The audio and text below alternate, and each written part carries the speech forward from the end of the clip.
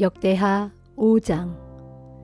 드디어 솔로몬은 주의 성전을 짓는 일을 모두 마쳤다. 그래서 솔로몬은 일찍이 아버지 다윗이 주께 구별하여 바쳤던 성물들, 곧 금과 은과 온갖 기구들을 가져다가 하나님의 성전 창고에 넣었다. 그런 다음 솔로몬 왕은 주의 언약궤를 시온 곧 다윗성에서 주의 성전으로 옮겨오기 위해 이스라엘의 장로들과 각 지파의 우두머리들 곧 이스라엘 온 집안의 우두머리들을 예루살렘에 불러 모았다. 그리하여 그해 7월의 절기를 기하여 이스라엘의 모든 사람들이 왕 앞에 모였다. 이스라엘의 모든 장로들이 모이자 레위 지파의 제사장들이 언약궤를 메어 옮겼다. 언약궤와 함께 주의 언약궤를 모셔두었던 성막과 그 안에 보관되어 있던 성막의 모든 기구들도 옮겨왔다.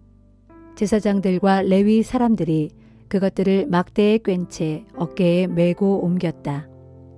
주의 언약궤가 성전에 이르자 솔로몬 왕과 거기 모인 이스라엘 온 회중은 언약궤 앞에서 소와 양을 잡아 제물로 바쳤다. 얼마나 많은 제물을 바쳤던지 그 수효를 셀 수조차 없을 지경이었다. 제사장들은 주의 언약궤를 모셔다가 성전의 맨 안쪽에 마련된 지성소에 두었는데 거기 그룹들의 날개 밑에 놓았다. 그래서 그룹들의 활짝 편 날개가 주의 언약궤와 궤를 운반하는 막대를 위에서 덮고 있는 모양새가 되었다.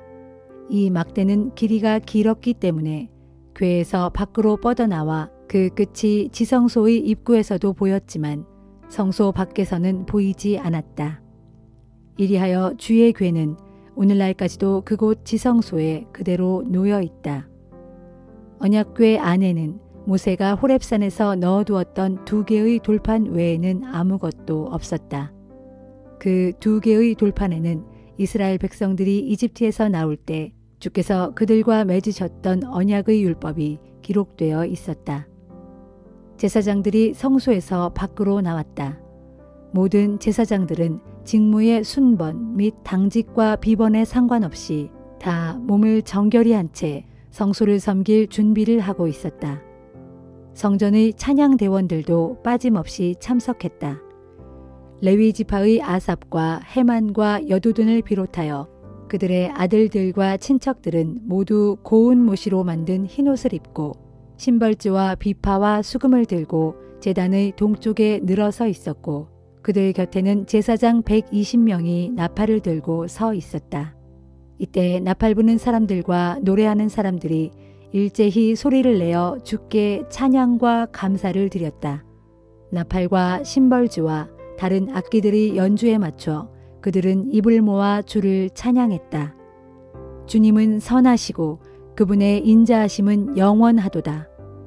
이렇게 소리 높여 주를 찬양할 때에 주의 성전에 구름이 가득 찼다. 주의 크신 영광의 구름이 하나님의 성전을 가득 채우자 제사장들은 그 구름으로 인해 더 이상 아무 일도 할 수 없었다.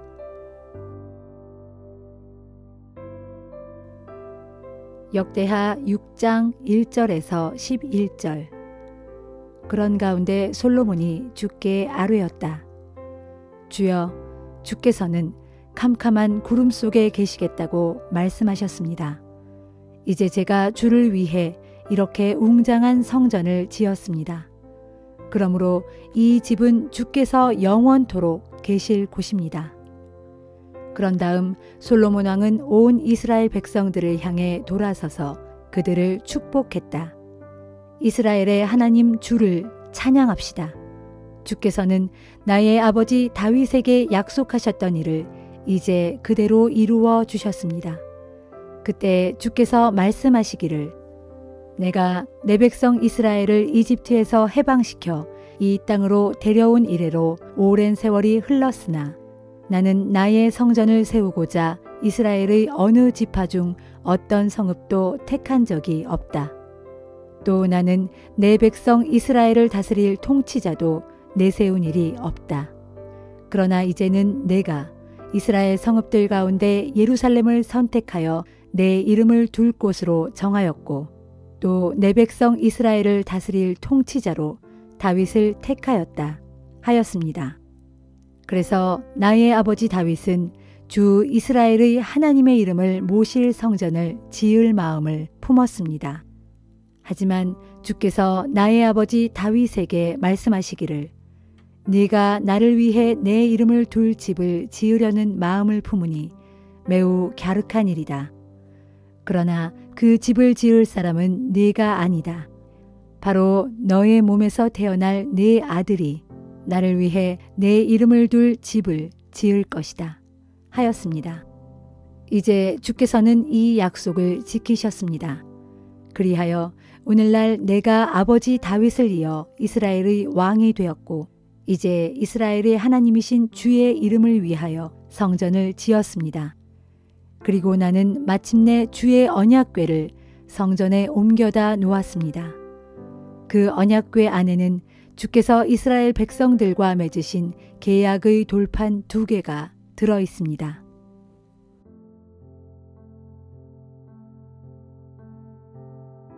요한일서 4장.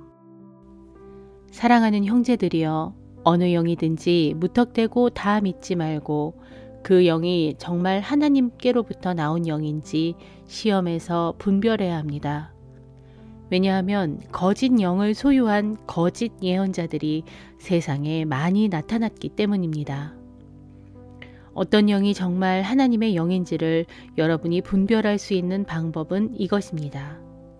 곧 예수 그리스도께서 육신을 입고 세상에 오셨다는 것을 인정하는 영은 다 하나님께로부터 나온 영입니다. 그러나 그런 예수를 인정하지 않는 영은 모두 하나님께로부터 나오지 않은 영으로 곧 그리스도를 대적하는 거짓 영입니다. 여러분은 일찍부터 그와 같은 거짓 영이 나타날 것이라는 주의를 받았는데 정말로 그런 영이 세상에 벌써 나타나 활동하고 있습니다. 사랑하는 자녀들이여, 여러분은 모두 하나님께로부터 비롯된 자들로서 거짓 예언자들을 능히 물리쳐 이긴 사람들입니다. 여러분 안에 계신 분이 세상에 있는 악한 자보다 훨씬 더 크시기 때문입니다. 세상에서 난 거짓 예언자들은 세상에 속한 자들이므로 세상에 속한 것들을 말합니다. 그런 까닭에 세상은 그들의 말을 듣고 따릅니다. 그러나 하나님께로부터 난 우리는 하나님께 속한 자들이므로 누구든지 하나님을 아는 사람은 우리의 말을 듣습니다. 반면에 하나님께 속해 있지 않은 자들은 우리의 말을 듣지 않습니다. 이것으로써 우리는 누가 진리의 영이고 또 누가 거짓의 영인지 분별할 수 있습니다. 사랑하는 형제들이여, 우리가 서로 사랑합시다. 사랑은 하나님께로부터 왔습니다. 그러므로 사랑하는 사람마다 다 하나님께로부터 난 자들로서 하나님을 압니다. 그러나 사랑하지 않는 사람은 하나님을 알지 못합니다. 하나님은 사랑이시기 때문입니다. 우리를 향한 하나님의 사랑은 이렇게 나타났습니다. 곧 하나님께서는 자기 외아들 예수 그리스도를 이 세상에 보내주셔서 그로 말미암아 우리로 하여금 생명을 얻어 살게 하셨습니다. 사랑이 바로 여기에 있으니 곧 우리가 하나님을 사랑한 것이 아니라 하나님께서 먼저 우리를 사랑하셔서 우리의 죄를 용서해 주시기 위해 자기 아들을 화목제물로 삼아 이 세상에 보내주신 것입니다. 사랑하는 형제들이여, 하나님께서 이토록 우리를 사랑하셨으니 우리 또한 서로 사랑해야 마땅합니다. 지금까지 하나님을 뵌 사람은 아무도 없습니다. 그러나 우리가 서로 사랑하면 하나님께서 우리 안에 계시고 또한 그분의 사랑이 우리 안에서 완성됩니다. 하나님께서 우리에게 자신의 영, 곧 성령을 부어주셨으므로 우리가 하나님 안에 있고 또한 하나님께서 우리 안에 계신다는 것을 우리는 압니다. 그리고 우리는 하나님께서 자기 아들을 세상의 구주로 보내신 것을 보았고 또한 그 사실을 증거합니다. 누구든지 예수 그리스도를 하나님의 아들로 신앙 고백하면 하나님께서 그 사람 안에 계시고 그 사람 또한 하나님 안에 있습니다. 우리는 우리를 향한 하나님의 크신 사랑을 알고 또 믿습니다. 참으로 하나님은 사랑이십니다. 그러므로 누구든지 사랑 안에 있는 사람은 하나님 안에 있고 또한 하나님께서도 그 사람 안에 계십니다. 이와 같이 하나님의 사랑이 우리 안에서 온전히 완성되면 우리는 장차 있을 최후의 심판날에 그분 앞에서 담대한 마음을 갖게 될 것입니다. 그것은 예수 그리스도께서 앞서 이 세상에서 그렇게 사셨던 것처럼 우리 역시 하나님의 보호하심과 인도하심을 받으며 사랑 가운데서 그분과 교제하며 살아갈 것이기 때문입니다. 사랑에는 두려움이 없습니다. 온전한 사랑은 모든 두려움을 내쫓습니다. 두려움은 형벌과 관련되어 있기 때문입니다. 그러므로 두려워하는 사람은 아직 온전한 사랑을 이루지 못한 사람입니다. 우리가 사랑하는 것은 하나님께서 먼저 우리를 사랑하셨기 때문입니다. 만일 누구든지 입으로는 하나님을 사랑한다고 하면서도 자기 형제를 미워한다면 그 사람은 거짓말쟁이입니다. 생각해 보십시오. 자기 눈앞에 있는 형제를 사랑하지 않는 사람이 어떻게 눈에 보이지 않는 하나님을 사랑할 수 있겠습니까? 그러므로 하나님을 사랑하는 사람은 또한 자기 형제도 사랑해야 합니다. 바로 이것이 우리가 하나님께로부터 받은 계명입니다.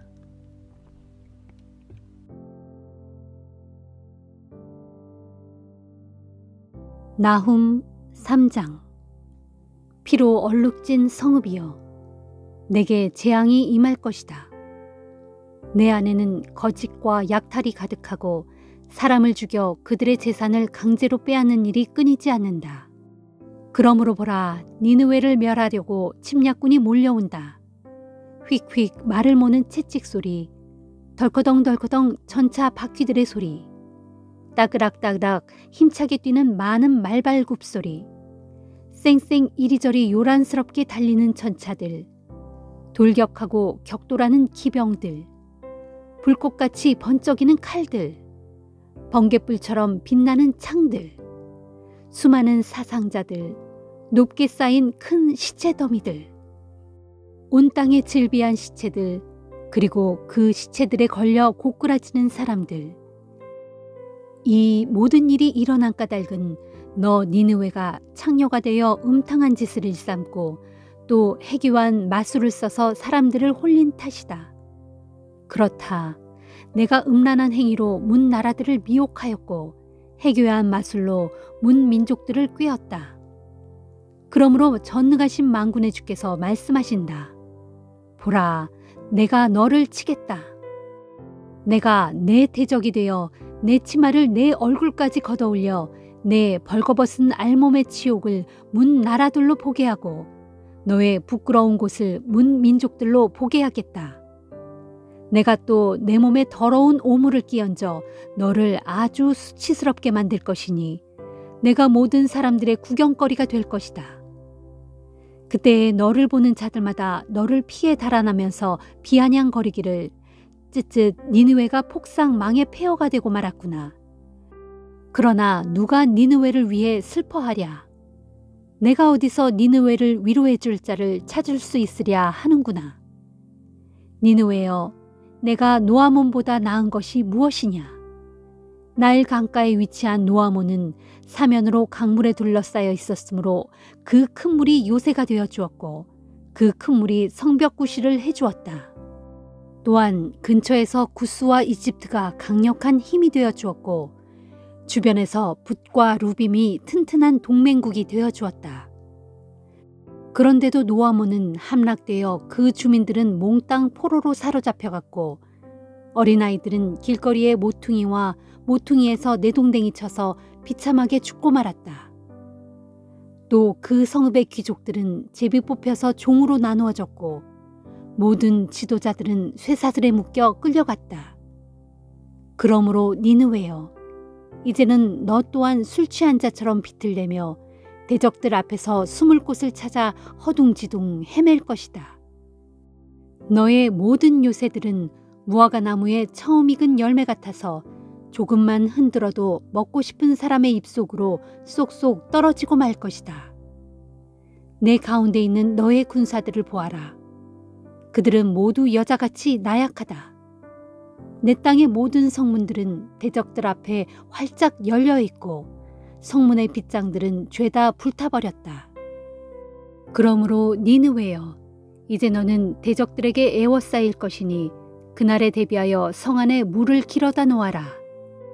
너의 요새들을 튼튼하게 만들고 너의 성벽이 파손될 것에 대비하여 진흙탕으로 들어가서 진흙을 지디겨 벽돌 가마에서 벽돌을 찍어내어라. 그럴지라도 너는 마침내 패망하고 말 것이니 대적이 활활 타오르는 불길처럼 너를 집어삼킬 것이고 또한 대적이 너를 쳐서 없애기를 마치 느칫대가 곡물을 모조리 갉아먹듯 할 것이다. 어디 한번 내가 느칫대처럼 내 수요를 잔뜩 불려보아라. 메뚜기 떼처럼 내 인구수를 한껏 늘려보아라. 내가 내 상인들을 하늘의 뭇별들보다 더 많게 불려놓아도 전쟁의 날에 그들은 풀무치떼가 그 날개를 펴서 한꺼번에 날아가듯 그렇게 다 날아가고 말 것이다. 너의 지도자들이 메뚜기떼처럼 많고 너의 지휘관들이 큰 메뚜기떼처럼 많아도 전쟁의 날에 그들은 추운 날이면 울타리에 붙어 있다가 해가 뜨면 한꺼번에 우르르 날아가 버리는 메뚜기떼처럼 그렇게 어디론가 다 날아가 아무도 그 자취를 찾아볼 수 없게 될 것이다. 아시리아의 왕이여, 내 땅의 지도자들은 죽었고 내 땅의 귀족들은 영영 잠들어 버렸다. 그러므로 내 백성들이 이 산과 저 산에 뿔뿔이 흩어져 있는데도 그들을 불러 모을 자가 하나도 없다. 보라, 너의 다친 곳은 심각하여 아무도 고칠 수 없고 내 상처는 아주 깊어서 치명적이다. 그러므로 내 소식을 듣는 자마다 너의 패망을 보고 박수를 치며 모두 기뻐한다. 생각해보라. 끊임없이 행해지던 너의 잔인한 학대를 겪어보지 않았던 자가 어디에 있겠느냐.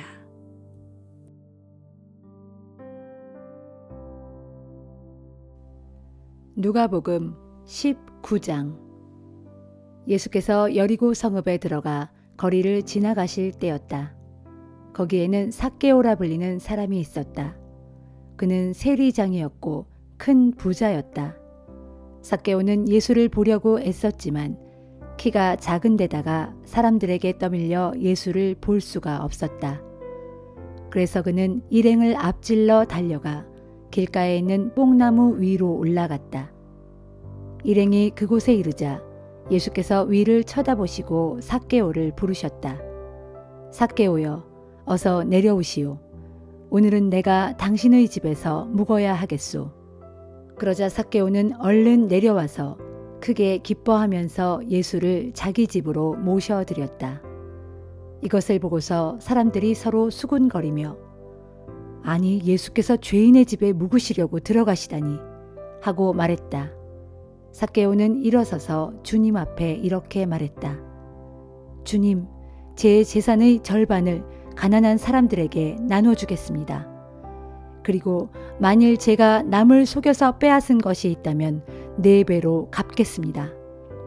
예수께서 삭개오에게 말씀하셨다. 오늘 이 집에 구원이 이르렀소. 이제 이 사람도 아브라함의 자손이요. 보시오, 인자는 잃어버린 사람을 찾아 구원하러 이 땅에 왔소. 이어 예수께서 비유를 하나 말씀해 주셨다. 이 비유를 말씀하신 것은 예수께서 예루살렘 가까이에 오셨으므로 사람들이 이제 곧 하나님의 나라가 임할 것으로 생각하고 있었기 때문이었다. 예수께서 말씀하셨다. 귀족 출신인 어떤 사람이 왕위를 받아오려고 먼 나라로 떠나게 되었소. 길을 떠나기 직전 그 귀족은 10명의 종을 불러 모은 후 그들 각자에게 한 문화씩을 주면서 말하기를 내가 돌아올 때까지 이것으로 장사를 하여라 하였소. 그러나 그 귀족의 일부 백성들은 그를 미워한 나머지 그 나라로 사절단을 보내어 우리는 이 사람이 우리의 왕이 되는 것을 원하지 않습니다 하고 전하게 했소. 하지만 그 귀족은 결국 왕위를 받아가지고 자기 나라로 돌아왔소. 그리고 그는 사람을 시켜 자기가 돈을 맡긴 종들을 불러오게 했소. 그들 각자가 얼마나 벌었는지 셈해 보기 위해서였소. 첫 번째 종이 와서 말했소. 주인님, 저는 주인님이 맡기신 한 문화로 10문화를 벌었습니다. 주인이 말했소. 참 잘했다, 착한 종아. 내가 작은 일에 충실하였으니 내게 10고을을 다스릴 권한을 주겠다. 두 번째 종이 와서 말했소. 주인님, 저는 주인님이 맡기신 한 문화로 5문화를 벌었습니다. 주인이 말했소. 너도 잘했구나. 너에게는 5고을을 다스릴 권한을 주겠다. 세 번째 종이 와서 말했소. 주인님, 여기 주인님이 제게 맡기신 한 문화가 있습니다. 저는 이 돈을 보자기에 잘 쌓아두었습니다. 사실 주인님은 지독하신 분이라서 맡기지도 않은 것을 빼앗아 가시고 심지도 않은 것을 거두어 들이시는 분이 아닙니까? 그러자 주인이 크게 노하여 호통을 쳤소. 이 악한 종아, 내가 지독하다고? 좋다. 그러면 네 입에서 뱉은 말대로 지독한 사람이 되어주마. 그러니까 너는 나를 맡기지도 않은 것을 빼앗아가고 심지도 않은 것을 거두어 들이는 사람으로 알았다는 것이 아니냐. 그렇다면 네가 왜 그 돈을 은행에 맡기지 않았느냐. 그랬더라면 최소한 이자라도 받을 수 있었지 않았겠느냐. 그러고서 주인은 옆에 있는 사람들에게 명령했소. 여봐라, 이 악한 종에게서 한 문화를 빼앗아 10문화를 가진 사람에게 주도록 하라. 그때 그들이 주인에게 말하기를 하지만 주인님, 그 사람은 이미 10문화를 가졌는데요? 하자 주인이 대답했소. 내가 너희에게 분명히 말한다. 가진 사람에게는 더 많이 주어질 것이요. 갖지 못한 사람은 가진 것마저도 빼앗길 것이다. 그런 후에 주인은 명령하기를 그리고 내가 자기들의 왕이 되기를 원치 않았던 나의 원수들을 이리로 끌어다가 내 앞에서 모두 처형하도록 하라 하였소. 이 말씀을 하신 후 예수께서는 예루살렘을 향해 제자들보다 앞서 걸어가셨다.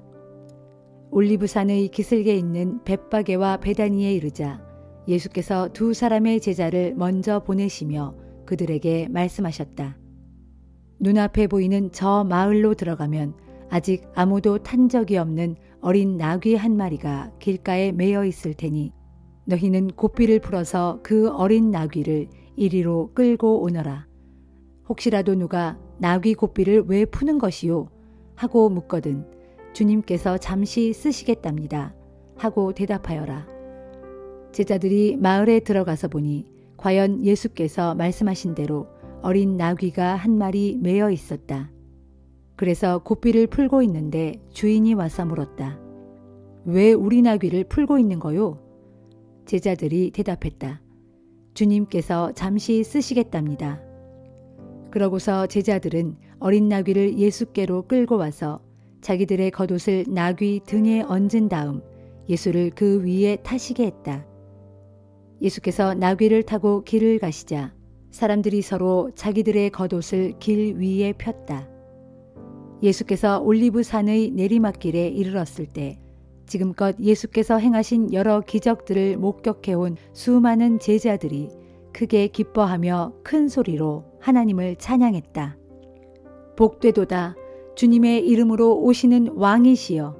하늘에는 평화, 지극히 높은 곳에는 영광.